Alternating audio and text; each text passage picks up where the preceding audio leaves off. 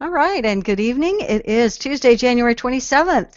This is The Refinery, the place where grassroots organizations come together to explore the best ways to make conservative messaging work to reach and influence more people. We're here live every Tuesday at 8:30 Central on therefineryshow.com. Go there anytime to watch, listen, and subscribe to the show via YouTube, Vigilant Liberty Radio, iTunes, Stitcher, or TuneIn.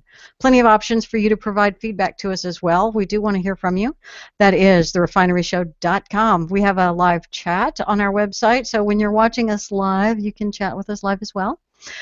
I am Leslie P. with the Conservative Union. I'm also joined with Ryan Bickmore of the Conservative Union. One of our other partners is Free Radical Network. They are represented here today by Peter Ream, aka Brass, JD, aka NJ Libertarian, Felicia Cravens, also known as Fishy, and our third partner in crime is the Party of Choice, and that's over there with Corey and Andrew Paith of the Party of Choice. They're in Colorado. Let's see, we got people from Colorado, Utah, New Jersey, and 3 of us from Texas. The rest of y'all will be in Texas eventually once you get smart enough to become Texan, right? No. Yes. No, that's not how we're just going to make the country better so that we don't all have to move to Texas, because some people don't like going to, places with rattlesnakes and good barbecue. That's okay. Scorpions. I like that. We Movements. export the Texas success and greatness everywhere, all over America and all over the world, coming to the world soon. Tonight we wanted to talk about, well, we're going to talk about lots of random miscellaneous things because that's just sort of how we do here. But we wanted to talk about kind of a difficult topic, and it may seem like we're criticizing each other and ourselves and the whole movement and coming down hard on conservatives. But we can't get better if we don't recognize what we do wrong, and if we don't reprimand ourselves for doing something wrong. And Fishy's over there eating popcorn. No, I believe that's Fruit Loops. I believe that's cereal and nice lipstick there, Fishy. It's a wonderful shade of green that you got going on there. Gotcha. There's much to criticize our movement about and the people in our movement about. And I do want, it's going to be easy for me, and I think for all of us, to get irritated and critical at ourselves and our compatriots. But we do have to remember that with any, and I'm going to pretend like I know what sports are about, so bear with me if this gets uncomfortable for everyone. It's uncomfortable for me as well, too. This is more like what happens in a locker room when the team is not doing as well as they could. The coach is going to yell at everybody and kind of tear you all down and tell you all the things that you're doing wrong so that you can do right, because the coach wants you to do better. We're not thinking of ourselves. Well, I mean, I guess we are kind of thinking of ourselves as coaches. We've nominated ourselves as coaches of conservative messaging, because we're arrogant. That's just how we are. I'm Texan. That's the way it works. There are such things as players-only meetings. That does exist. Okay, so let's say that's what this is. It's a players-only meeting. And we have confidence in our positions. Yeah. We've thought about this stuff perhaps more than other people have. We've talked about it amongst ourselves, and we're ready to talk about it publicly on YouTube. We're not as effective as we could be because we're not trying hard enough. And this was exemplified. There was a great article by Jim Geraghty in National Review Online. The title of the article, "Why Are You Here?" And his topic for the article was a couple of experiences that he's had recently where conservatives were yelling at one another and making one another look bad. They were publicly fighting against one another and being bitchy little girls. I always think back to, oh my God, I've forgotten his name. From Burn Notice. Oh my gosh. Bruce Campbell? Bruce Campbell! I can't believe I lost his name. Bruce Campbell. Spies, a bunch of bitchy little girls. Yeah, I'm so ashamed of myself. Bruce Campbell. Spies, bunch of bitchy little girls, conservatives. We can be that way, and that's bad for our movement. We make each other look bad. We make ourselves look bad. And Geraghty was asking the question, why are you participating in conservative politics? You're certainly not doing it for the fame and the fortune, because there isn't any fame and fortune. There are far better ways to get famous and get wealthy than being a conservative political social media commentator or blogger. So you're not doing it for the fame and wealth. You're doing it because you want your country to be a better place. We're doing it not for the money. We're doing it for the passion. And many of us don't stop and think and take responsibility for our behavior in a thoughtful way. Does tearing your coworkers or your teammates, does tearing them down help your team do better? Tearing them down publicly. And we have to reach a balance. We can criticize one another, and we must criticize one another, and we must take each other to task to help each other be better. But are we just bitching at each other for the purpose of bitching, and the more I make you look like a bad person, it makes me look like a better person? Is that what people are doing? And so I shared that article because I wanted to trigger a discussion amongst us about how we can criticize one another effectively or be more responsive and responsible to one another. And the weirdest thing happened, and it then started this whole thing rolling downhill, and it got worse as the week went by, because the title of the article is "Why Are You Here?" I did what I normally do, which I summarize what I think from the article, but I was almost kind of trollish in the way I did it because I suspected that people wouldn't click through and read the article, and that they would simply comment on the question, "Why are you here?" And by gum, they did. They weren't reading the article. They were just, "Why are you here?" "Oh, I'm here for the cookies. I'm here for the conservative movement. I'm here because I love America." And almost no one actually read the article. There was no conversation about the content of the article, and it was all just sort of a shallow waste of time. And then there were a couple of other posts throughout the week where one guy posted a liberal graphic, and then the text of his message was what his response had been. So he was sharing to the Conservative Union, "Hey, this is what I saw on a liberal site, and this is the response I gave them. What do you think?" Well, everybody attacked him as if he was a liberal posting in our community. It's like, guys, did you even read the text? He wasn't asking you to follow a link and read some obscure website. Just read the text that accompanied the image. All you're commenting on is the image. You're not even reading the text of the post here. And you've decided that you hate this person, and you're going to accuse this person of being a bad guy and say horrible things about him. You're wrong, you're embarrassing yourself, and now you're making me look bad because I'm a conservative associated with you. This was just a week for me to be kind of disappointed in my fellow conservatives for being very reactionary, not thoughtful, just absolutely posting whatever blatherskite comments they could come up with on the basis of some image or their impression of an image, and then when you call them on it, they get mad at you. Help me not hate my fellow man. Actually, Leslie, I've experienced that too. This summer on Facebook, we actually lost a handful of followers because I shared a meme from MoveOn.org, and I don't remember who the quote was, but it was how they twist the word choice. And so I did the same thing. I said, "This is why we must take the word choice back from the left. They twist it. This is a conservative value, not a liberal one." And I explained how to refute the argument. We must have lost 4 or 5 people because all they saw was MoveOn, the Party of Choice shared MoveOn.org's photo. Exactly. They didn't read the text that you had with it. Oh my God, what do we do? I'm sorry. I've got one that beats both of you guys like all day, all night. It's not even close. I wrote an article about clickbait, and the cover image, when you share the thing, is a full big picture that has clickbait stamped across the front. The title of the piece was something about Obama going to run for illegal third term, because that was another clickbait title. The words clickbait, the description that I gave when I shared the piece, said it was clickbait. The only thing people read was the title and shared it saying, "Obama, you bastard." They're bright red letters that said clickbait.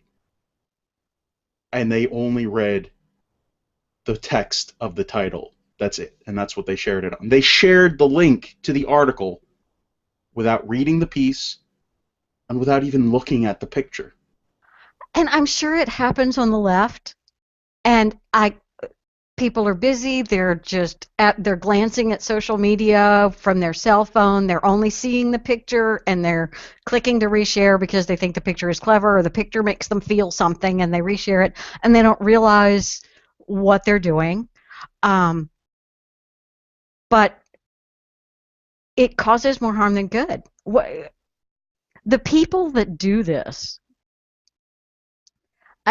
we can't change other people. We can't really. What can we do to make this happen less? Is there anything? I mean, talk about it more. We've been talking about it. It's something that has been a constant issue and something that we try and raise awareness about. But it's just, and that's the other thing, is that we don't come out and just yell at people. We don't admonish people. We try and say, hey, this is not what you want to do. We're not trying to be jerks about it. Fishy. No, I think, and Leslie had introed it this way, there are two things going on.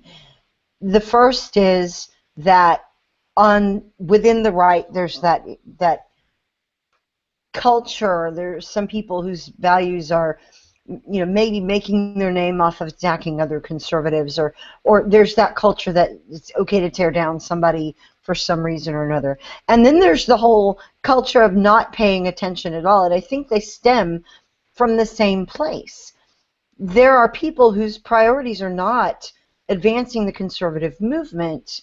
They are emoting, or they are trying to make a name for themselves, or trying to bolster themselves by making someone else look bad, whether it's interpersonally or taking a shot at someone who's got somewhat of an audience and a name. Those things come from people whose value is not, the highest value for them is not advancing conservatism. I think, can we agree that that's at the root here?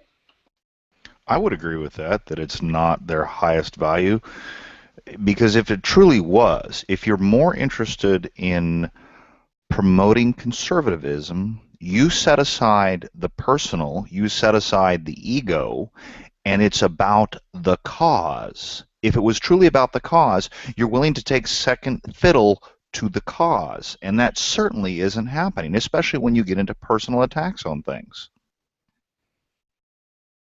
And you see that on the left, where they are willing to push the cause. They're willing to set aside their own ego. They're willing to set aside. Hold on, I got a dog that's misbehaving. Sorry. For those that don't know, we have a new pup called Harley, and trying to sort between Lily, who's the adult, and Harley, and there's discipline issues. Anyway, I apologize. My previous dog was named Harley. Give Harley a big kiss for me, because there's a Harley up in heaven that is looking down on him and saying, be a really awesome dog and don't obey anything your master tells you to do. Oh, okay, I'm never putting you in my circle of friends on Google+. My Harley was the most awesome golden retriever the planet has ever seen. I have he's a German Shepherd Husky mix, so. Oh my God, awesome. He's a cutie. So he's about 6 weeks old, 6 pounds, and a bundle of energy until he decides, okay, I'm done, and then just falls over and goes to sleep. The 2 speeds fast and off, yeah. Yes. So anyway, I'm supposed to be watching him, and instead I'm on the show. So here. That's awesome. Anyway, no, I just, you look at the conservative movement, and you look at the liberal movement. The liberals seem like they have it together and I'm not saying that they do, I'm saying that they give that impression, because what's important to them more than anything else is not their own personal ego, it's the cause. Whereas conservatives, it's sort of the opposite. There's a lot, and I'm not saying everybody, I'm saying that the tendencies are there. And well, so I if think I can there's generalize a lot of, that, I'm just here for having a good time. I'm just here for the fun and the entertainment and whatever. well, I'm here for the donuts. I was promised donuts, so that's why I'm here. Okay, I'm kid. They But lied. yeah, the cake is a lie.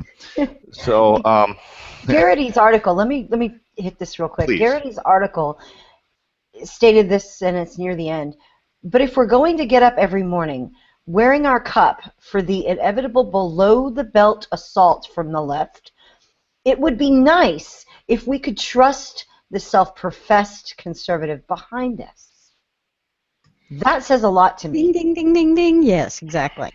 And there's always going to be that guy who's just absolutely ready and waiting to stab you in the back. It's really, it's frustrating that you know, I think we've talked about this before a few times, that there's not a willingness to have a broad diversity of opinions in some parts of conservatism. That there is this need for only my definition of conservatism is the right definition of conservatism, and if you do anything, if you say anything that's even remotely outside of it, then you know the nuclear warheads are fired. It's done, and we can't be friends ever because you know you want to be a little bit more aggressive on your policy. Trying to get something passed in Congress, or you want to be less aggressive, or we can't have that sort of debate about what we should do and what we should stand for, and have the fact that maybe there is space to have differences of opinion in the conservative movement. Probably one of the high values that we should encourage is not to shoot at each other. If you think someone's wrong, you can tell them so in a way that doesn't isolate or alienate them from you when you need them again. Is that not a simple concept that we can embrace? That it would probably be good, if you're a part of this conservative army, not to shoot your own guys. And if you want to quibble over the definition of who our own guys are, there's a great big, what is it? A great big trench full of all of the control policies, all of the, what is it? I hate it when I lose my word. But all of those guys who want to control and guide our lives and manage us, there's that whole big field between us and the other side. Now, some of our guys may, get a little close to that trench and some of the policies that they embrace, but they're still somebody that we could probably use in an objective to get something done. So I just want people to be thinking of it that way. Point your guns in the correct direction, please. I think of it as, if anybody out there is willing to put on the conservative uniform and be publicly acknowledged as a conservative of some sort, if he claims to be a part of my team, I'm going to accept that he's part of my team and find a use for him. And if he's attacked, because the left doesn't attack individuals. If the left attacks an individual that is conservative, they will globalize that attack and make that person representative of the entire movement. We see it all the time. So we need to understand that an attack on one of ours is, in fact, an attack on all of us. And so we have to instinctively, and our first reaction has to be to defend the guy, because we're defending our team. We're defending our side.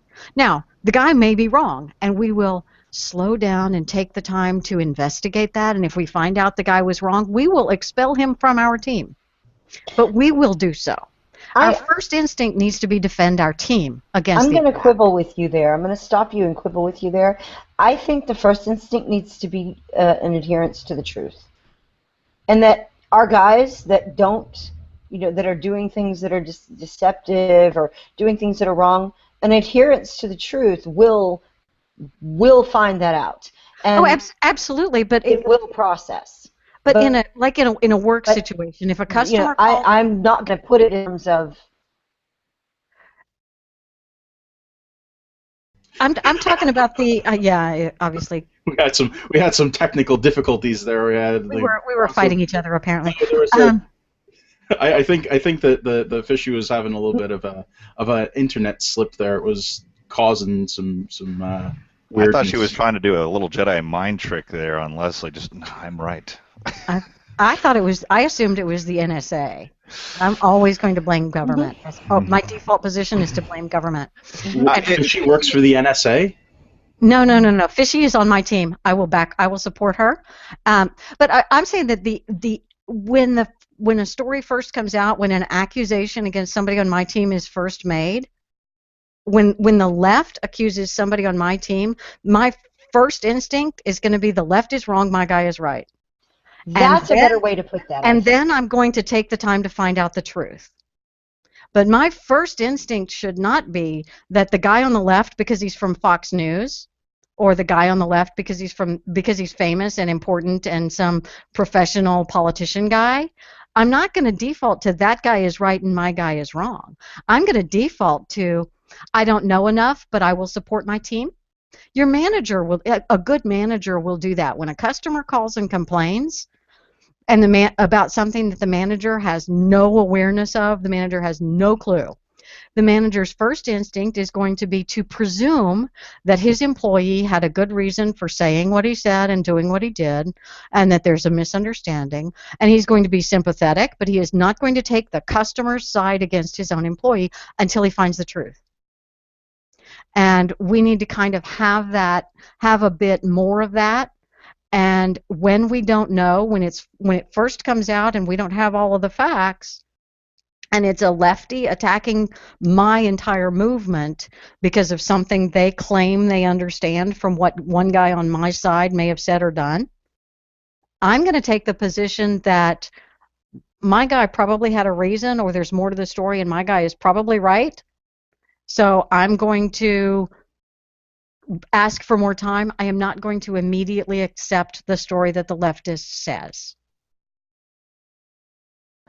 So every week, almost on this show, Andy comes on and talks about how he loves being a conservative now because the left is all about control, and on the right, on our side, there's room for disagreement.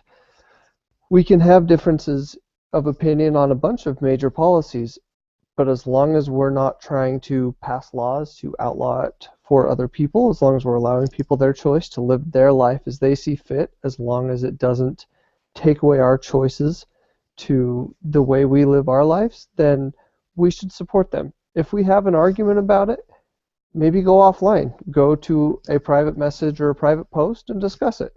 If you have to call someone out on that thread because you think they're wrong and it's that important, be kind about it. Don't make yourself an enemy of someone that you agree with on 90% of things just because you disagree on this one thing. Think before you act. You have time when you're typing to sit, type your comment out, think about it. Okay, do I really want to send this? How is this going to come across? Maybe read it again before you push send. But if your point is to get conservative messages across, to bring people to our side, to educate people, you need to do it in the right way. You can't just get mad and blow up on all the people on our side. You've got to support each other. We're going to have disagreements, of course we are, but be nice about it. Ryan, you ignorant slut. You are too young to know that reference. That's awesome. But absolutely, you're right that's something that happens, and it's not. There's no need for it. If you're having a disagreement on a subject, there's no reason to get mean about it when you're talking amongst your team. I mean, you can disagree. It shouldn't be a problem at all. You shouldn't have this desire to smash heads together over a difference in policy.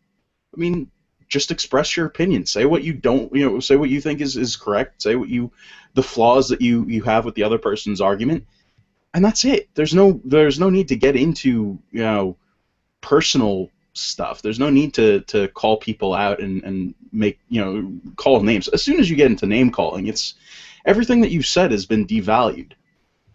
Well, the question I have is, and it seems to me very much that the conservative right has this problem a lot, that our guys disagree on things, and we will spend more time, more eagerly disagreeing with each other than we spend disagreeing with the left, or trying to we'll spend a lot of time trying to conquer each other than we spend trying to conquer the left. And is that just my perception, or do the people on the left all agree with each other because they're mindless drones, or do they ignore their disagreements in purpose of the greater, in furtherance of the greater good? I mean, is it real that they don't disagree, like what was said at the beginning, or do they just shut up about it, or what? It depends on the paid to play roles. They have paid activists that are paid to either focus on going after someone on the right and calling them names and scaring them off a thread, or to pretend to be on the right and post racist things or whatever stereotype they're trying to push at the time, whether it's birther or racist or redneck, or just to make us look bad. So when we do the same things and play into their hands, it's just making it easier for them. When it comes to does the left disagree on things? Yes, they do, and I've got video to prove it. But it's something that when we're talking about the left, I know we talked about this a couple of weeks ago when we discussed Kurt Schlichter's awesome book, I Am a Liberal, the chapter 3 of that book, when we discussed how the left dodges, the left moves, it's this amorphous blob, and it can really be what people want it to be, and that's how the left uses it. So I think that they are easier to manipulate their people. They have an easier way of manipulating their own guys to have the to sort of downplay a lot of the infighting. That infighting happens on a level that we don't generally get to see. Yeah, and I think too that when you have a common, when you're drawn together because you hate or because you want to control, it doesn't really matter what the other person thinks so much. You can disagree with them, but ultimately you share a common value, and so you're pushing towards the same thing in the end. One thing I wanted to add, because when we started this show, oh Lord, I apologize. When we started the show, we talked about how we needed to have a very real conversation, sort of the team sitting down and having a team meeting. And some of those, actually most of them are in private. It's behind closed doors and nobody really talks about it. When the coach is asked about it, he says, well, we just talked about the adjustments we needed to make at halftime and blah, blah, blah. But the reality is if you're messing up, you have that chat, you're making a mistake. There's a time and place for it. And as conservatives, we seem to feel that the time and place is whenever we feel like and whenever we see a perceived or real slight to bring it up. And the problem is that as conservatives, we really need to know the difference in when it's appropriate to engage that. Sometimes it's appropriate to bring it out into public and say it. Other times it's not. Unfortunately, it seems to me, it's my perception anyway, that a lot of conservatives have this idea that it's always boot camp. Boot camp only lasts at most 12 weeks, and then it's over. That's 3 months max. If you're in the Air Force, it's half that. Now, boot camp is a time where everything that you do is wrong, okay? It doesn't matter if it's right, it's still wrong, okay? And you're yelled at for a reason. But there's a purpose behind it. It's to break you down as individuals and form you up as a group. So you have instructors who actually have your good in mind because they're wanting to keep you safe in the long run. But they don't point out every little mistake that you make just to beat you into the ground. They have a purpose in mind. And it's also short term. It's not every single day that you wake up that you read about it. You certainly don't see it in the news. People understand and know what it is. So when we confront conservatives, sometimes it's best to pull them aside and say, you know, I've discovered this, and you either need to say something about it because it goes against your credibility if somebody's being corrupt, or resign, you know, or I need to come out and say something. But if it's petty stuff like what the article from National Review was talking about, that stuff needs to be kept behind the scenes. It doesn't help anybody. In fact, it would turn me off to conservative people because they'd be like, why would I want to be involved in that? Why would I care? I would just get beat up by my people that are supposed to help me. So when we see this stuff, when we see what's going on, I feel like that there's supposed to be discretion that we're exercising, and we don't. And that's frustrating. Here's one thing that I wanted to get to last week, and I didn't, and I think it plays into what we're talking about. We talked about Matt Lewis in the podcast last week, and this statement comes from that podcast, and I thought this was very interesting. I really meant to go into it before. Matt has a new book coming out soon about smart conservatism and dumb conservatism, and whatever you think of Matt Lewis, whatever you think of that, this is a question that I think needs answering. The way it was phrased in this discussion was that it seems a lot these days as though the measure of one's conservatism is how angry one is. And that if you are more angry, people will ascribe to you the quality of being more conservative. You look like you're fighting and you're taking it to the left or whatever. And someone who's not using those types of weapons, I suppose, or doing other things in a different way, much like what we're doing here with internal memos to our guys, they're not as conservative because they're not as provably angry. I wanted to throw that out and see if everybody resonated with that as much as I did. Well, I mean, I think the thing that really annoys me about this is that there's this idea that because one doesn't call Obama Obummer and be constantly screaming invectives at the left, that we're not angry. Like, I'm angry about the situation in New Jersey. I'm angry about the left and how high the taxes are here. I'm angry about the all of the unemployment. I'm angry about the way that government is screwing us.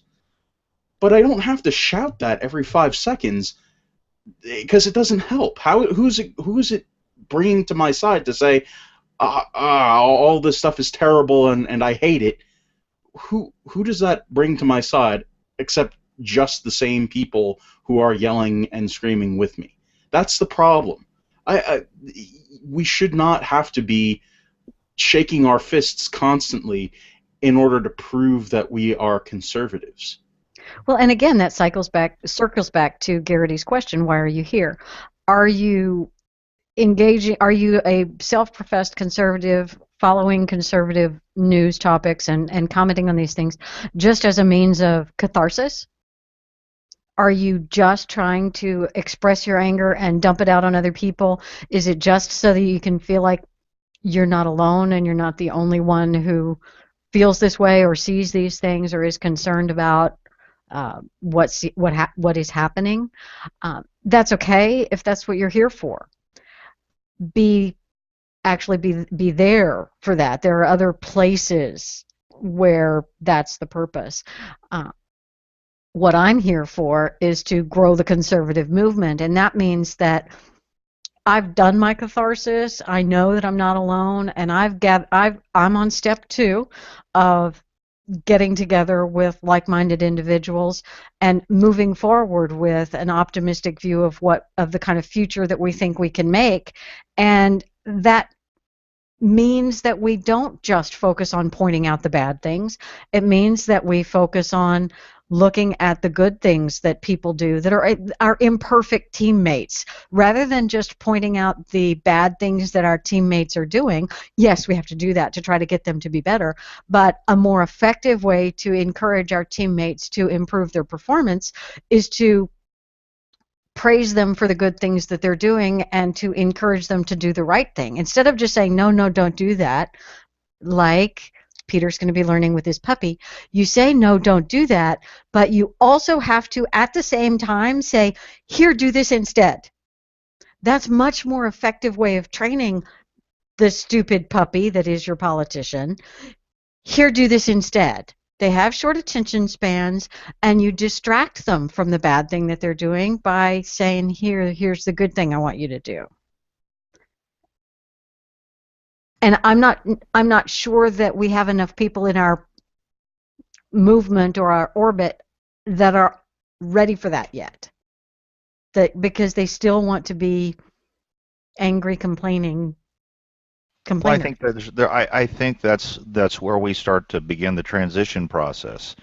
People are angry and they're frustrated, and part of that frustration is derived from the fact that they don't see movement in the direction that they desire. And which I admit, it is frustrating. You look at what's going on, you're like, what are you doing? No, you're screwing it up, and I'm just talking about my puppy. Don't go on the floor, or am I talking about the government? Either way, it's about the same. And I got to clean it up.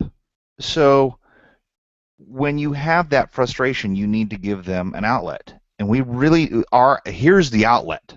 Oh, you got to vote in the elections. Well, if that's the only outlet that you have, and everything that we do revolves around that, nobody else is offering any other positive solutions. And what I find fascinating is people want a Reagan. Reagan, if you actually look at some of the things that he did, people wouldn't vote for him today. They'd be like, oh, well, he voted in a tax increase, or he gave amnesty, or whatever. But the reality is that Reagan was pushing the culture or the politic in the direction that they wanted, in a more conservative direction. He was painting a better, brighter tomorrow, and it was moving that way. And that's what people want. They want a Ronald Reagan, not realizing that they get to be Ronald Reagan. We really want hope and aspiration, and yes, we do. We want that. People voted for hope twice. They didn't get it, but that's what they voted for, because that's what people want. We want and we need an excited, optimistic future to look forward to. Which is odd, considering that like PD said in the chat, so many conservatives seem to be playing from the I didn't get a harumph out of that guy theory. That they're not a conservative because they didn't harumph at the right time. It's like, come on, guys. We can do more than just. Well, doesn't he understand how serious it is? Oh my God, don't you understand how critical it is? You're not really a true conservative. I get that all the time. Man. Well, okay, you aren't, but I mean. Not all the time, I exaggerated. But. Totally not, Leslie. You're just like the pseudo. I'm gonna get you a big horn. I've been called a neoliberal. I've been called a neoliberal, also a racist Nazi. But at this point, a rhino horn. Who hasn't been called a racist Nazi at this point? Right? Well, I just am. I was born that way or something. I don't know. I think what happens is, and I've thought about this for 2.5 years. I always put everything in context of when I went to CPAC with Fishy on an epic road trip, I might add. But 2.5 years ago, I was thinking to myself, well, I know what the problem is. I don't need it defined any further by anybody. What I want is solutions, and the solution has always been the same. Well, we got to vote these guys out and put the other guys in. Well, that's not a solution. How does that affect me in my everyday life? And you know what? I'm utterly convinced that most people that are not plugged in are asking the same thing. I vote. What else do I need to do? Really, what else do we give them to do? And what else we give them to do is, well, you should be involved politically. In other words, my hobby should be your hobby. Well, most people don't want to make politics their hobby. They want to go out and do the hobbies that they do. They want to take their time raising their family, maybe raising a pup, maybe whatever it is that they pursue. Not politics. Degenerates that they would think that there's stuff other than politics to do in life. Hey, I hate to tell you this, but there are, Jersey. There are other things. You don't know what you're talking about. You're from Texas. Yes, and God bless me because I am. No, I think about it. Why is it that we make it so difficult why do we make these barriers of entry so difficult? Why is it that we don't sit around as conservatives? And this is the core crux of the question that I've had for 2.5 years. And I've been struggling to find the words to put it in, but this is what it is. Why do we sit around and say that all this stuff is awful? Why is it that we instead don't do the following? Why aren't we asking each other the questions of how do we make entry into politics easier? How do we make people able to integrate politics into their life without disrupting it such that they're more interested in what happens to them? Well, okay, as someone who has asked that question for over 6 years, I got to speak to that because the sort of things that I did as a leader of the Houston Tea Party Society was just that. I taught people how to join the party as precinct chairs. I taught people how to go to convention. I ran courses on parliamentary procedure so people would understand it and not get lost in the mix. I made a cheat sheet specifically designed to help people navigate and understand the terms of parliamentary procedure. I put together thousands, I'm not talking just a few, thousands of kits for people in their precincts in 7 counties at a rally that we did to help people get excited and energized and know what to do. It had tips, it had things that you could do. I put all those things together, and there were so few takers, it wasn't funny. I don't know. And those were people, by the way, that were activists that came to those rallies, and we were looking to do something next step with them. What do you do after you go home from this rally? After you've had that moment of, I'm here with all these people who feel like me and I'm not alone, and you've got past that feeling alone business, what do you do next? And that was what we gave them. We had it in again, thousands of these for people to take home and with contact information so they could get back in touch with us. We did all of that. We prepped for weeks for this. And there were so few takers because I think that we don't have people in general on the right who believe, A, that they need to do something personally very much, or B, that they can do something that can change things. There's so much that it feels kind of like spitting into the wind, I guess, about the whole thing, that you're not really achieving anything. We have hard-won victories that our side isn't even taking credit for, or at least accepting as victories, but there's always going to be something more to do. And government is so vast, and there's so many things that are imposing on our liberty, crapping up our liberty, that a lot of people don't know where to start, and hopelessness is bred by the idea that there's nothing you can do. Well, we've been here for a year plus now, telling people that there is indeed something you can do. And one of those things is get better at what you do. If you're online, be better at it. If you're in meetings, be better at it. If you're walking blocks, be better at it. The conservative value is continually improving yourself and becoming better, and that alone is something people can do, whether it's understanding a new concept, we talk about plenty of those here, whether it's getting yourself into a position of sharing good information. We've done a whole resource list. We're about to release a new updated version of it, of pieces that are really thoughtful and insightful that people can learn from and grow from and get some new information, new perspectives.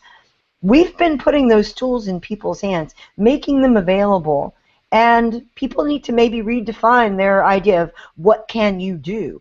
We need to have really good, informed and disciplined people on our side, and that's what we're all after here, trying to make the movement better. We're not looking at people and saying, oh my gosh, you're doing it wrong, and we don't want to deal with you in our group anymore. We want people to get better. We're coming from a position of confidence because the things that we were talking about, they work. And we're coming from a position of pleading as well, saying, get together, let's get together on the goals and operate and work toward them together and stop attempting to get in our own way. It's hard to be active. It's hard to do those things. But there is something everyone can do. They just might not be shown so. And here's why. Do you hear the major players on the right in terms of, the superstars that we have, limited though their audience might be, do you see as their focus in a normal day, a normal basis, that there are action items out there other than maybe sign a petition or call somebody? Is that the limit of the ideas that they have? I don't know how much we can get a lot of people getting us outraged about something. Just today, an article ticked me off from somebody I really respect on the right, based on the way he put things in this particular article. He had no action items. It was just, oh, look at that guy and his stupid perspective. Okay, if that's the limit of what you've got for me, I'm going to feel hopeless because I can do nothing about that. And another thing, Corey mentioned in our group chat here on the internal side that she thinks that we focus too much on the national level, which is overwhelming and unattainable in many ways. Something that really I've heard a lot from people is the idea that one vote doesn't matter, it's not going to change anything, stuff like that. And it's really frustrating for me to hear that sort of thing when I know from being on the walking blocks last year during my local elections, I had a mayor and a council person who would have been a major upgrade from what the town currently has lose by 21 and 7 votes respectively. 21 votes and 7 votes. And you're telling me that a single vote is not going to matter. Oh, it doesn't matter. I'm not going to do anything. I don't have it. It's mind-blowing, and the amount of impact that you can have on local races, and what that means going forward in the future. How many people are impacted by that change in leadership is huge. And one low-level election can be the difference in millions of dollars spent in your local area. Because that one guy is the one guy that's going to vote in favor of the plan to put in sidewalks alongside your bayous and allocate the contract to his friend, rather than saying no to that project, which then allows the money to be put someplace else or not spent, or they don't raise the neighborhood fees. I mean, that one guy who lost by 7 votes can make the difference in your personal income and millions of dollars in your neighborhood. But I think we also focus so much on elected politics, which is the end stage, and going to the voting booth and pulling that lever is the last step. Everything else has to come for it, because elected politics is downstream from culture. Elected politics is what we do as a trailing indicator of what's going on in the world, because we elect politicians to do what we are and what we want. And so what conservatives can do, because there are a ton of conservatives that are not happy about the GOP, and the GOP is simply the name of the organization that does the elected politics part. Conservatism is about far more than just elected politics. It's about your life and every aspect of your life. Elected politics is just what the government does on your behalf, or does actually to you. And we want that to be as conservative as possible, but we want that to be as conservative as possible because the United States of America is a conservative country. And if that's no longer the case, which in many ways it's not, we need to be out there doing stuff to change the public and to change people's thinking. And that means having conversations with your coworkers. That means having conversations with your teachers. That means learning what your children are being taught at school and changing it. Right, and Leslie, I mean, you took the words right out of my mouth, because that's what I was going to say, is we focus, and I see this all the time in the groups that I'm in, especially on Facebook. They're constantly saying, we have to get better candidates, we have to get better candidates. Well, what good is it if you have the next Reagan, but nobody wants to vote for him? Because, like Peter was saying earlier, you know, look at what he stood for. People today are not going to always vote for somebody like that. Plus, conservatives are going to turn on him because, well, we can't agree on anything. So we're putting the cart before the horse in many ways, because first things first, we have to change the hearts and minds of our neighbors, our family, our coworkers, our friends. And once hearts and minds are changed, that's when you're going to see the true change come. And it's not always going to be on the national level. Politics is local. And I think a lot of times we forget that, because it's very easy to just read the headlines and rail against whatever scandal is going on in the GOP. But that's really overwhelming, and there's millions and millions of us in this country. We need to do what we can in our sphere of influence, not just look at our sphere of concern.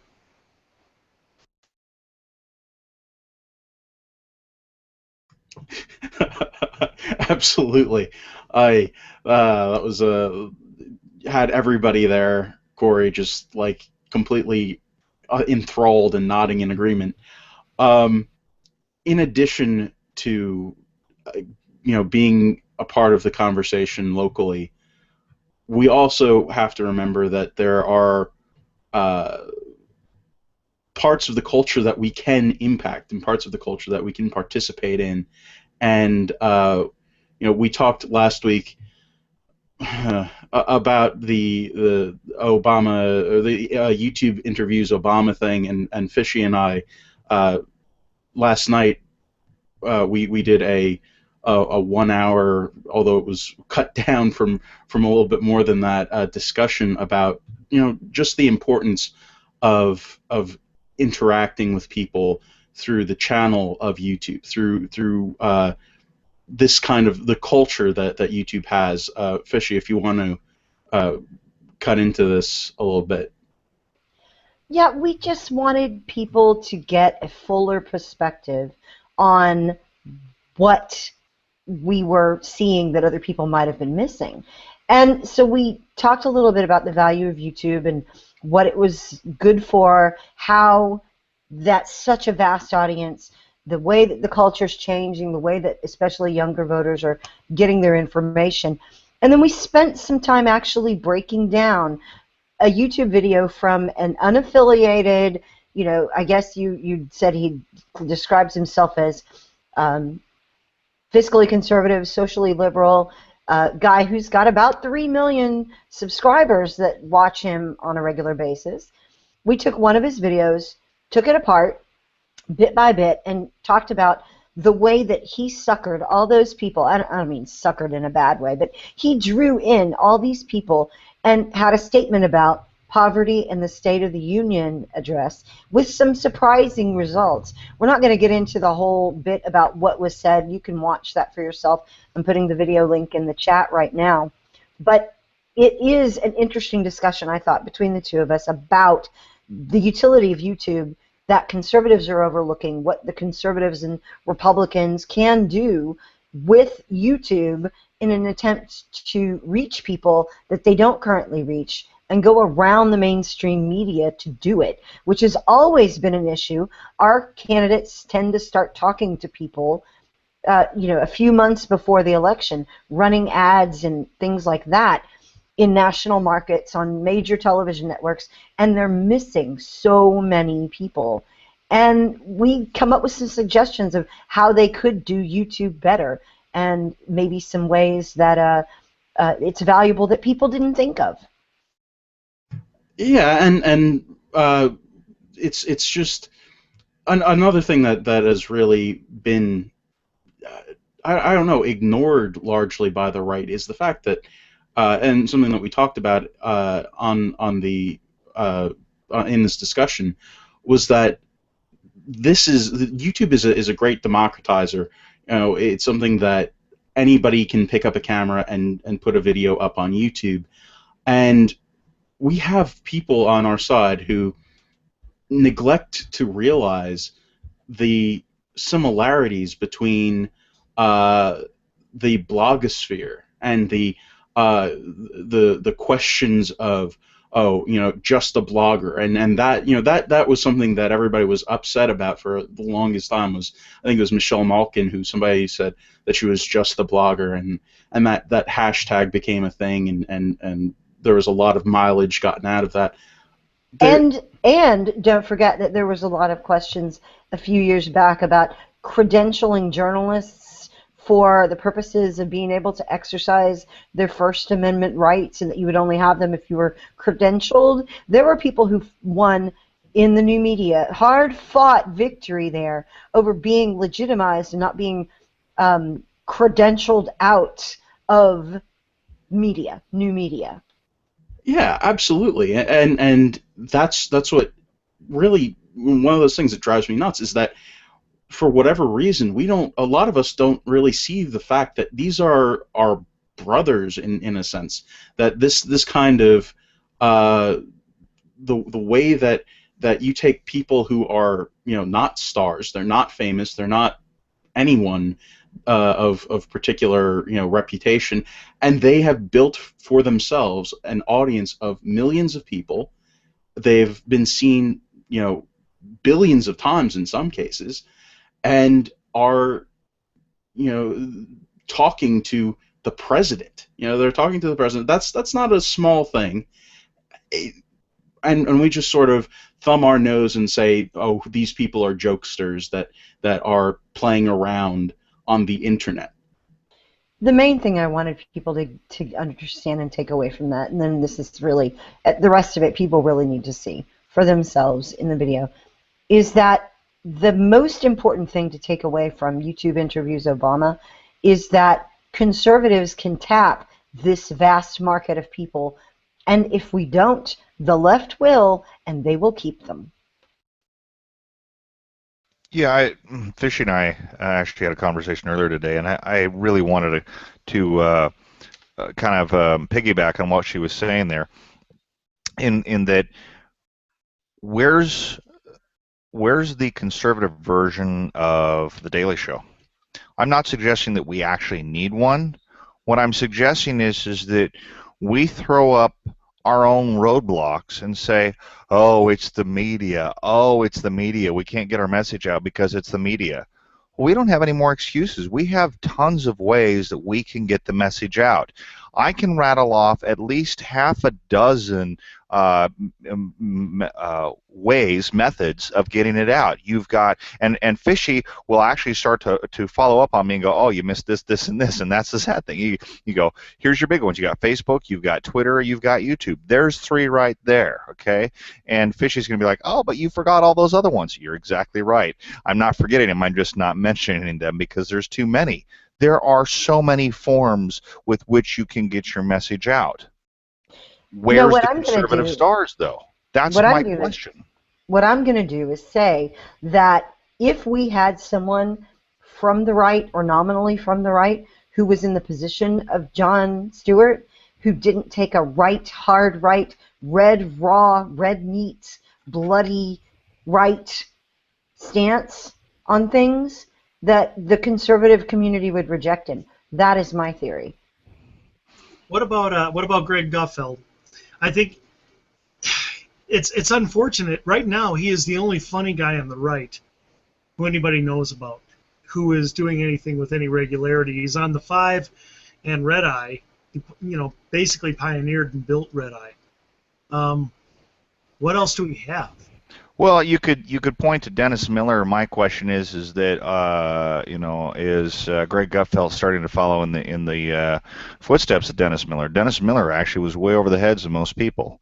So, and I don't want to pigeonhole the talk about, well, where is our version of X?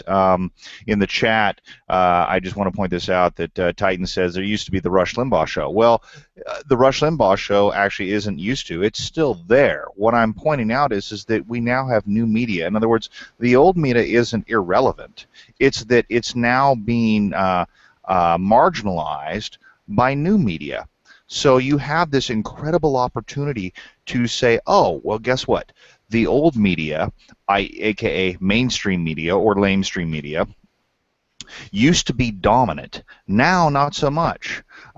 Felicia Fishy has pointed out that you have YouTube stars talking with the president. Why? It isn't because they bathed in a bathtub with a bunch of Fruit Loops. See, I got that right. It's because of how many viewers that they have. When you're pulling in 8.5 million viewers on YouTube, you have a massive audience. 8.5 million. And what are we doing? Do we want to be the type of people who say those people aren't important for me to talk to because they look at Glozell? Is that what we're saying? I really want to know. It seems like it. It seems like that's been the majority opinion on the right has been, ha ha ha, look at these. Sorry, go ahead, Fishy. No, so I'm going to grow the movement by never talking to anyone that's not like me. Well, exactly. Please. No, I want to destroy a narrative that we have on the right, and that narrative is 3 words: low information voters. They don't exist. And here's why. I hate that term with a passion. They're apolitical people. Don't insult them by calling them low information voters. They're not stupid. Let me destroy it, Leslie, and here's why. They are not low information. You've just not given them anything to care about. You have not given them a story to care about. If you go to these, quote, low information voters, okay, let's review. They can tell you stats and statistics on sports going back to the 1800s, if baseball is what they follow. They know this stuff inside and out. I mean, they truly are, no pun very much intended, inside baseball. They know this stuff well because they have a passion about it, because they're passionate about it. They're not low information. It's that the information that they're absorbing isn't political because it has no relevance to them. You can take somebody that knows tons of stuff about soap operas and actresses and everything else, and they can dump all of this information out. They have the backstory on all these celebrities and everything else, and we're like, oh, well, we dismiss them as they're a low information voter. No, they're not. They are a wealth of information about the topic that they're interested in, and we have given them zero reason to care about our candidate and our stories because we don't tell a good story. Instead, we have 3 points and a PowerPoint presentation. Thank you very much. A vote for me. Well, and think about the typical liberal, or what we would call a liberal. They think of themselves as apolitical. They're not political. They just have things that they care about. What they care about is the environment. They care about the poor. They care about women's issues. They're not really into politics. They don't know anything about politicians, but they're going to be activists for those causes. Those causes are liberal causes. We don't have any conservative causes. If you are a conservative, you have to be involved in or interested in electoral politics and know about elections and candidates and stuff. That's boring. People don't care. We need conservative causes, and we don't really have any. And as far as media people go, remember, Comedy Central is just a comedy show about the news. We ghettoize ourselves by identifying all of our people as the conservative YouTube person, the conservative music person, the conservative news show. This is the conservative answer to. We are separating our stuff and minimizing our audience, minimizing even our potential audience, because we are making people proclaim themselves to be conservative if they watch it. We ghettoize ourselves on that. And that's true. We actually have, and I talked about this in the video, but there are actual people who have conservative values and have conservative principles, and who may even be secret Republicans on YouTube that I certainly watch, and I think are really good folks to watch. And no, are they? Is that what they are first? No, it's not. They're not going to be, you know, waving the conservative banner around all the time, but it's who they are and what they do in their with their message. And the fact that we have this sort of obsession with labeling, I don't understand why we do need to say that we have a conservative alternative to the Daily Show or something like that. No, just have somebody who's moderately, you know, conservative be funny on the internet. That would be great. I would appreciate that. Well, and that's thank you for saying that, Jersey, because that's part of my point is I don't feel that we necessarily need, oh, here's the conservative alternative. I'm not pushing that at all. What I'm saying is that nobody's even making the attempt.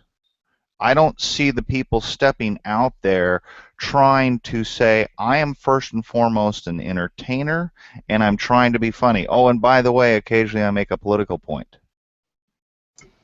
Well, okay. Where's that? Go ahead, Andy. Well, sorry, I'm going back a little bit here. First of all, just a little bit of a contrarian thought. The low information voter, that term was brought about as an alternative. It was actually a nice thing to say, versus because we were calling liberals idiots, stupid, childish, and a lot of names. And what it was, the low information voter was simply saying, no, they simply don't have much information because it's denied them by the media, by entertainment industry that treats every adult like a child, by academia, which flat out shields them from information. So I just want to, you know, I understand where that term has gone awry, and I understand that. I do. I just wanted to let people know it started out with very good intentions, as a nicer way to put things. Now, we also wish that, you know, we talk about, well, why don't we have the conservative Jon Stewart? You know, they have been trying for years to have a liberal Rush Limbaugh, to have a liberal Sean Hannity. You know what? We have more things that they don't have right now that are reaching a lot of people. Or I guess it's just different aspects, but really they need a lot of what we have, and they cannot break into those markets. Every time they do an Air America, it crashes. And one thing that we have a real problem with, though, is creating a market for our goods. And a good example would be in movies and actors, conservative actors and actresses. It's really hard, folks, because they simply get blackballed. Okay?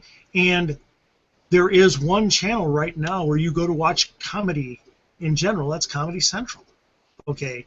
To do something like Jon Stewart, well, if you're a conservative, they won't let you on. Greg Gutfeld is not going to get a show. That's the thing. I'm sorry, Andy. I have to cut in here, because that's what we're talking about with YouTube. There is no barrier for entry. There is not that kind of push from the producers to say, okay, you have to say this, and this. You can only be liberal. That's the thing. With YouTube, you have absolute creative control over what you do and what you say. The problem is that either we're not doing that, or we're not embracing it. In the case of, say, Julie Borowski or Remy, you know, we aren't doing a good enough job of supporting the people who are actually creating some good content, or we aren't. Yeah, we just don't know to look there, or don't know to go there, because if there are conservative actors, conservative directors, how on earth, why would you be trying to break into Hollywood when you know it's going to be an environment that is hostile to you, when you could just try and break into YouTube, which is going to be an open environment, and if your content is good, then it will be clicked on, it will be viewed, and people will watch it and support you. And I think that's a huge thing here that people don't realize, that YouTube is made from individuals. It's not a corporate thing. It's not the left has not gotten its tendrils on all of YouTube. It's open. It's a forum for you to create stuff. No, I agree, and I think YouTube is a great market to use anytime. And one of the things I like about it is that, like Fishy was saying, we wait until the very end, the last few months, and then before an election, and our candidate comes out and tries to suddenly win everybody over. Well, the left is marketing their message out there all the time. Well, this also affects, remember we were saying, my gosh, we can't get people, to walk neighborhoods. Fishy puts together all this training, this great training that makes it easy, that shows them how they can get involved, and very few people want to. Part of that is because the Republican Party is something that, in the conservative movement, in terms of elections, is something that almost doesn't happen and just spontaneously arrives on the scene a few months before every election and then goes away. Now, when you're on YouTube and releasing these things on YouTube constantly, and using your actors, your writers, and so forth, and doing that, is keeping conservatism in the eye of the people all the time. And that means, and when there's much more going on, more activity throughout the 2 years between every election cycle, then they're going to be much quicker to get involved when election time comes around.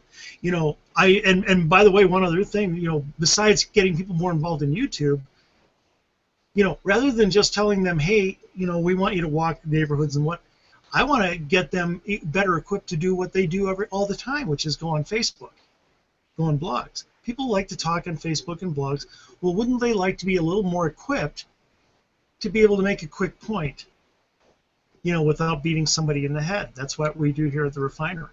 So I just hope we can get it out to more people, because this is something, we equip them to do something they can do all the time, and they don't have to be walking neighborhoods to do it. Absolutely. And as a person who has done both, who has walked neighborhoods and who has engaged with people frequently on Facebook about all manner of subjects, one does not give you blisters. One might give you fits, but does not give you blisters. One of the other things that we want to talk about, I don't know. Hitting that all caps lock, that right there. Nah. It's not bad. It's not as bad as the walked a bunch of blocks, knocked on 200 houses. It's not as bad as those blisters. But remember, capital letters mean you care, and exclamation points mean you understand how serious it is. Here's the thing, though, and this, because I want to call back to something Andy had said before, doing all the prep and all the work for block walking, some people are not going to do those things. They're not comfortable doing those things or whatever. But we can all spend time learning how to get better talking about conservatism, looking for those stories that we've been talking about to illustrate conservatism. And we have a great example of that a little bit in that video we did that people should, again, check out because it's good. Everybody says so, all the 18 people who've watched it. But being able to talk conservative things in a non-threatening way, following what the Party of Choice has said about asking people questions, the way Corey brings it up all the time. Ask people their opinions and go from there and find out what they care about and spend the time there. Every one of us not only can do that, we must do that. If we are going to change the culture, it's going to start one-on-one with people like that. And it's not a sexy solution. It's not a brilliant thing. You're not going to get a lot of clicks, likes, hits, etc. for that. But it's the only thing in the long run that's going to do it, I think. And that is taking that one-on-one time, learning how to communicate conservatism better, one-on-one even, and then encouraging people who do that to make content that can be shared that will further that.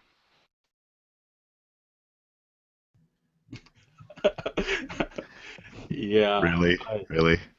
We are very mature. That's what you're laughing about. Okay. We're really mature here in the chat room. Fishy's given this great speech, and then she said doo-doo.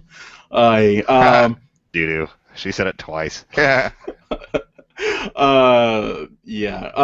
One of the other things that we wanted to talk about tonight, and sort of in the same vein as the YouTube, not really in the same vein, but transitioning from the YouTube interviews Obama thing, is the idea that Obama pretty much trolled the right with this interview session. Particularly with who he picked, and the fact that all of the way it was presented, the timing of it right after the State of the Union, all of these things was a thumb in the eye to conservatives, and we reacted exactly the way that he wanted us to react to it. We behaved exactly the way that Obama wanted us to, and we've alienated the YouTube community. We've alienated a lot of people with our reactions to it, and that doesn't feel good. It's not great to fall for a troll, and we totally did. Fishy, please. Well, and let's look at some of the other things that we predicted this. I just want to go on record here on the Refinery. We predicted this, that the president was going to do some things that would attempt to make the Congress under conservative leadership look bad, and that was going to be the bulk of what they were going to do. We nailed that. I just want kudos to us because we did know that was coming. So you have the YouTube business where the president's out there drawing people's attention to the content that the people made, not the content of the interview, where he could get some softball questions that, even though some of them were harsher than what the media would have wanted, or would have asked themselves. The focus was on, oh, look at those people and the ridiculous antics and how ridiculous and how unserious they are. Okay, that's trolling. That's what you were looking at instead of looking at the content or the possibilities. Now, then there's ANWR. The president is making noises about drilling in ANWR again. Has anybody remember the last time we talked about ANWR? Why is it coming up now? Because you're being trolled and because the Republicans are in charge of Congress now. And the other thing, the State of the Union, the free community college business. Okay, 2 years of free community college. Trolling. Does anybody think that's going to pass? No? Okay. So recognize that everything that the White House is going to throw, everything this administration is going to bring up, is going to be not to achieve a goal on their side, but to force a reaction out of Republicans. And they're so good at it, and they've done it, and they've continued to do it, and we continually fall into this trap. And what's worse is that we self-troll because of our reactions. We self-marginalize every single time that we fall for one of these things, and we just don't know how to react.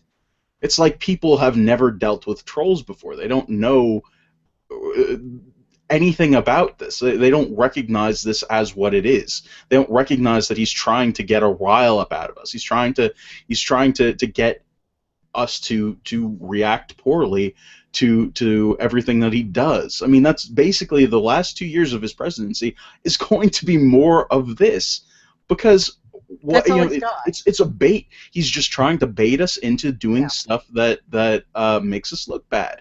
And why is that important? Because setting up the next candidate who will not have Obama's worship numbers and his voter numbers right automatically behind him, it's setting up whoever's going to run for the Democrats in 2016. And you can talk about whatever you want about 2014 elections. 2016 is a whole new game.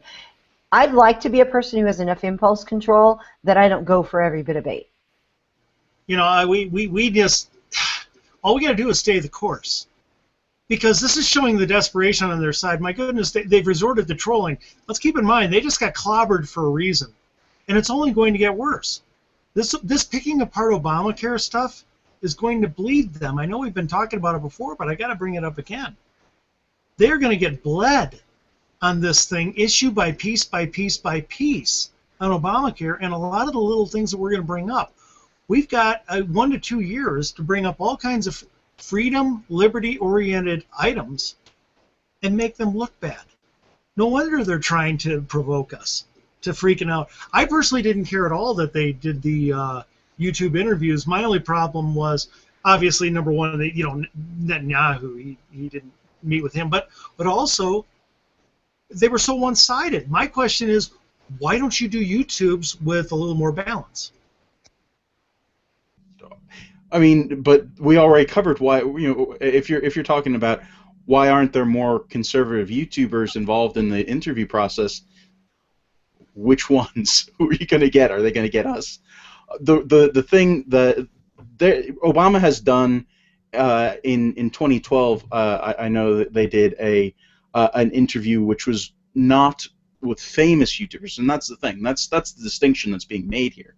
Or that we must make here, is that there's a difference between just getting random person off of the street and having a hangout interview with the president, which is what they have done before in the past, and doing what happened with the Obama or YouTube interviews Obama, which is taking established YouTube personalities and giving access to those YouTube personalities, their audience base, to give questions to these people who are in effect representatives of their audiences to go and address Obama. So we don't have the kind of YouTubers out there, or maybe we do. They weren't picked for whatever reason. I don't know. I don't know what went into the process besides with Glozell. I think Glozell was pretty much an attempt to get a rise out of the conservatives,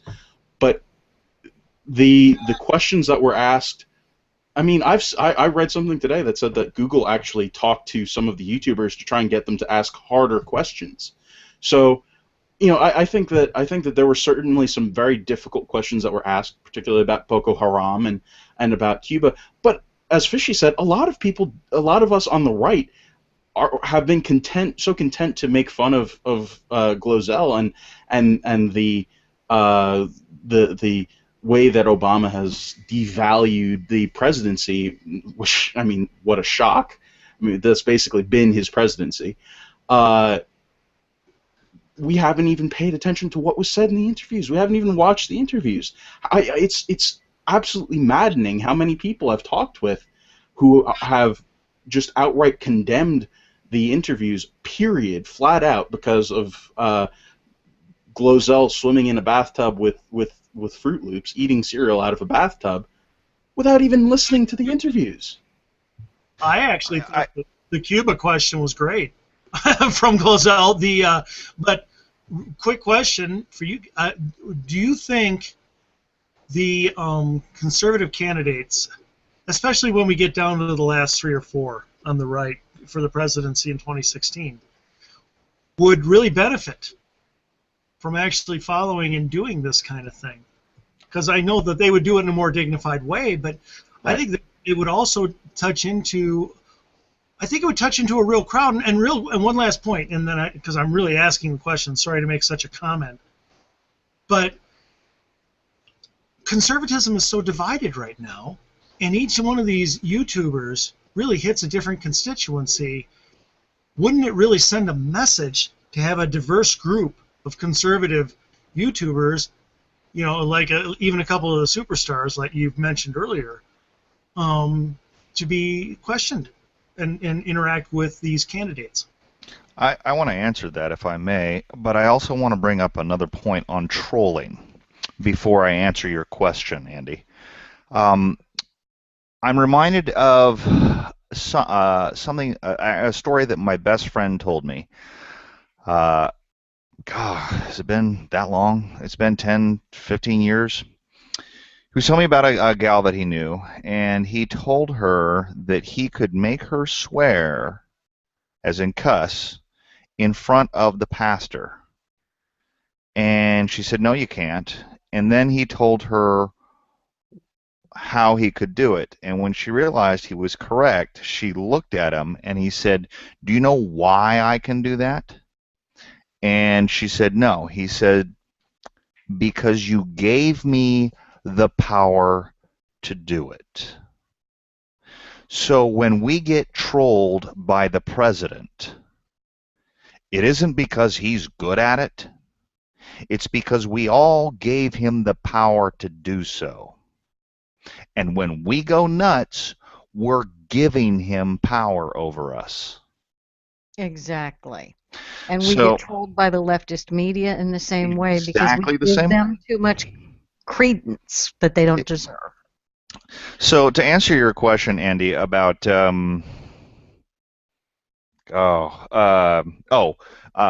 with regards to getting presidential candidates to meet with YouTube to do the same YouTube stuff, I want to answer that is sure we could. My next question would be a series of questions.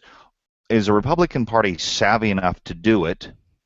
And then who do we have that's a conservative or conservative-esque YouTube star that has the same reach as the 3 YouTubers that were interviewed by the president?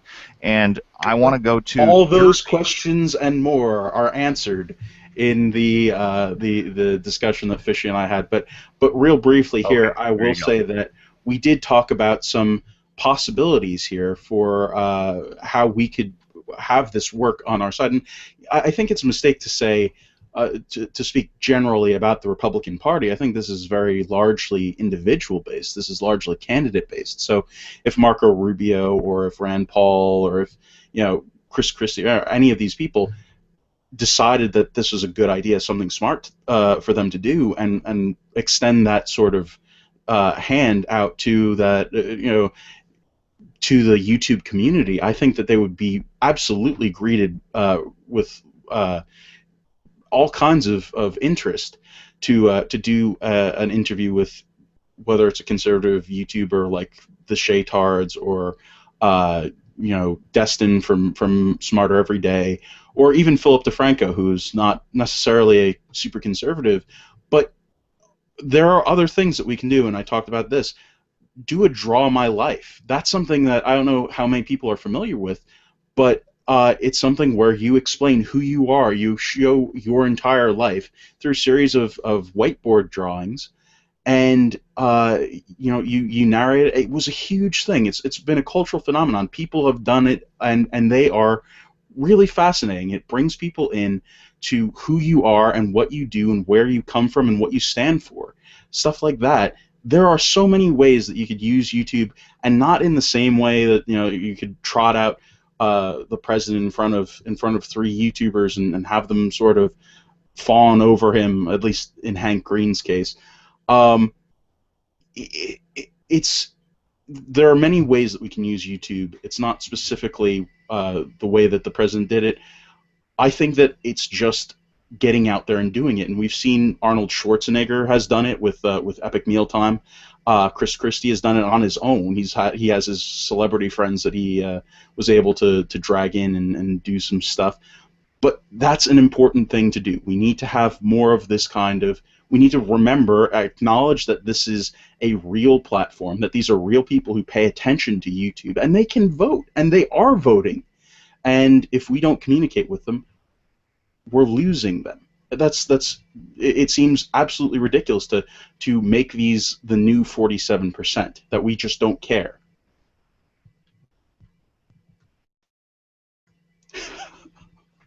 Really sorry, quick, go ahead, Andy.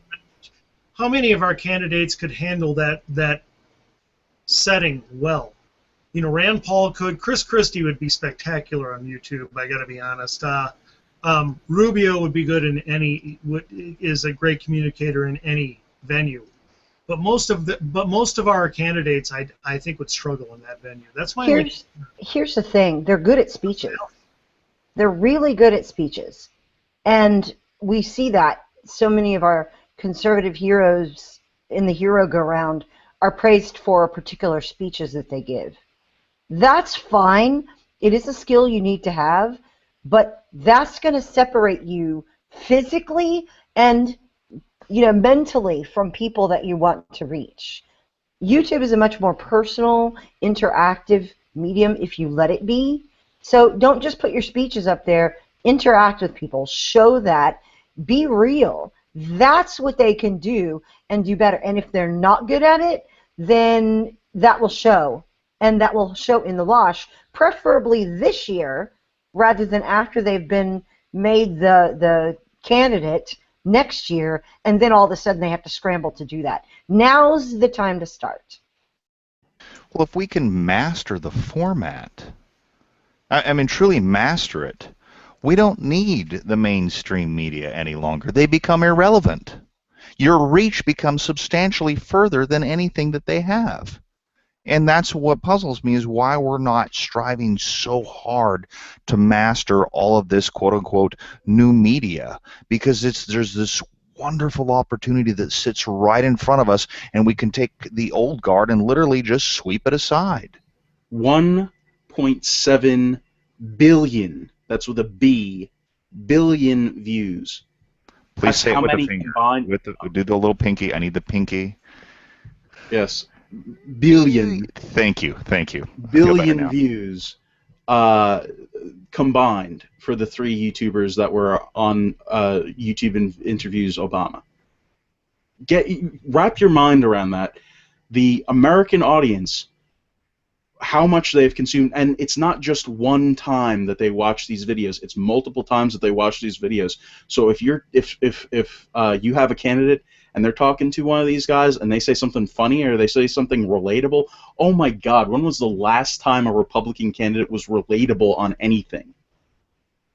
That's what this is our number one weakness. It's not with our policies, it's not with our facts. Our problem is that we are not relatable. People don't find it. We've been marginalized. We've been shown as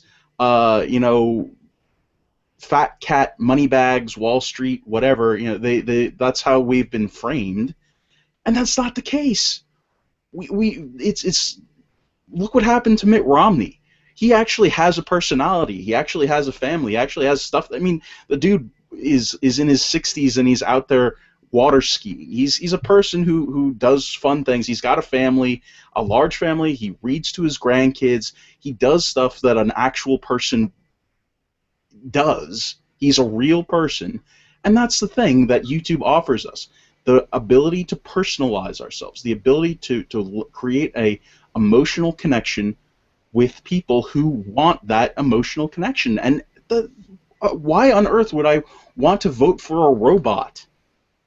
I mean, that's basically what we're asking people to do.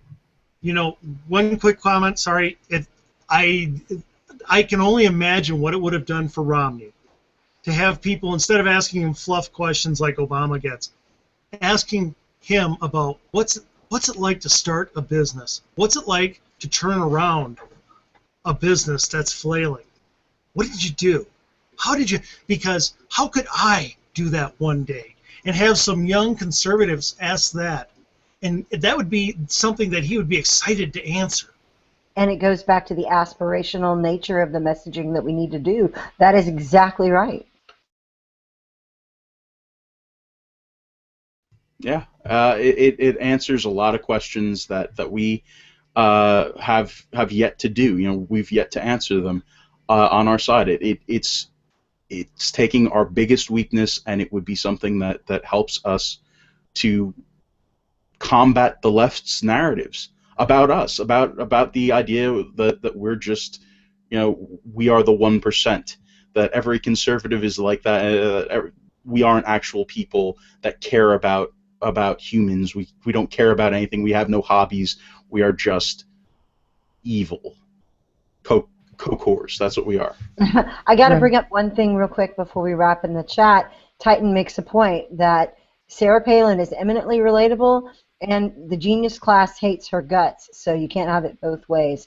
I think that's a valid consideration there, that as our guys do get into that relatable engagement, that they need to be aware that this will happen to them too, that they will be mocked, they will be the left will attempt to paint them a certain way, and that they need to be prepared for that and not be shocked and surprised by it, and have a plan for dealing with that. Absolutely. One of the things that I think we all tend to forget is that the core of conservatism is that we are slow to change. We don't change something just just for the purpose of change. We have to understand why things are the way they are, why we might want to change them, and what we would be changing to, and what the benefit is. So, and we also have an innate appreciation for structure and systems and the history of, so asking our established political people, Congress critters, asking them to change what they look to for promotion and what they look to get their message out, when they've spent their entire career doing one particular thing, and it was not using the internet, and it was not using a wild and woolly democratic version of, and by democratic I mean open to the public, lowercase d, a wild and woolly anything goes meeting place that is the internet to get their message out. We innately distrust that as conservatives, so we're going to be much slower to move to blogging and YouTube and those kinds of methods for communication. Most of our Congress critters have, in fact, hired social media staff, and they understand the concept of Twitter, and they understand the ability to, and they appreciate the ability to communicate with their constituents and their potential voters. So they're coming along, they're making steps, and they're making some strides. And yeah, it's incumbent upon us to push them a little further, and that means by inviting them to be interviewed, and that means by making your own YouTube channel and inviting them on, or whatever it's going to take to bring low-level politicians on. Invite your city council guy, and then invite the person that he reports to, and then invite the head of your city council. And I have forgotten. Can I just say that JD interviewed 3 candidates for Senate in New Jersey. Yes, and he did. That was pretty darn awesome. Happened right here on this channel. And those Senate candidates were willing to be interviewed by a random guy on a random YouTube channel, which at that point had, 30 followers or something. So they were willing to invest the time in this. We have to ask, and we have to be so bold as to make that request, and to lead them on to it, rather than just complaining that they're not here. We have to lead them there to it. But to give ourselves a bit of a break and understand why our people are reluctant, it's because they're conservatives. That's who and what we are. We're slow to change. We're not. Okay, we're slow to change, but can you not hear the clamoring amongst conservatives for rapid change back of institutions that have been in place for decades? Let's be real clear that change for change's sake is wrong, and exactly what you're talking about being against. But there is a whole lot of conservatives that want rapidly to get this country back on the right track. And exactly. And they are willing to go for radical change, where maybe an incrementalist approach might be the more successful track. So it really depends on the kind of change you're talking about, whether conservatives are looking to change rapidly or not. It is true, and that's the weird conundrum. Yes. Inconsistency, the consistent inconsistency of craziness. And that kind of loops us back to the intolerance of the conservative social media folks, where if we have a politician who tries to do something incrementally good but isn't radically great, then that one who did the incremental thing is abandoned as a turncoat, because we want that.